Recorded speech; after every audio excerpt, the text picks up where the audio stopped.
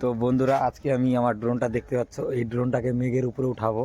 তো চলো দেখি কেমন দেখা যায়। আর এটা একদম গ্রামের মধ্যে, দার্জিলিং বা এমন কোনো জায়গা নয়। তো চলো ভিডিওটা দেখা যাক। হালকা করে বৃষ্টি হচ্ছে, তবু রিস্ক নিয়ে ভিডিওটা বানাচ্ছি। দেখো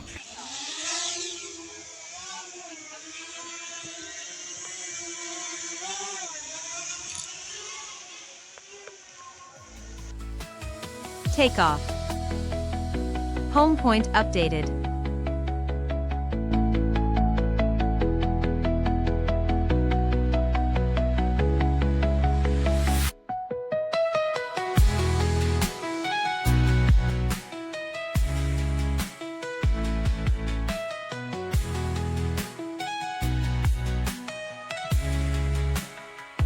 আর এখানে কিন্তু বরাবর সিগন্যাল দিচ্ছিল যে ড্রোনটাকে আর উপরে পাঠানো ঠিক না, কারণ এই সিগন্যালটা তখনই এসে থাকে আমাদের কাছে যখন উপরে হয়তো হাওয়ার লেভেল বেশি হয় বা ওদের সিগন্যাল ঠিকঠাক না মেলার কারণে।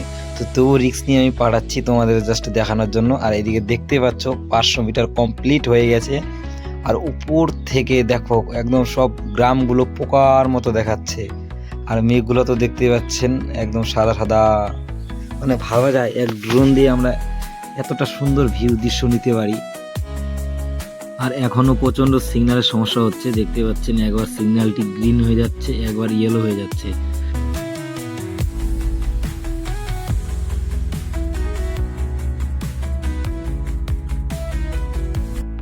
আর তারপরও এখানে হালকা করে বৃষ্টি হচ্ছে। আর বৃষ্টি মানে অনেকটাই রিস্ক, কারণ যখন তখন শর্ট সার্কিট হয়ে ড্রোনটা মাটিতে পড়ে যেতে পারে।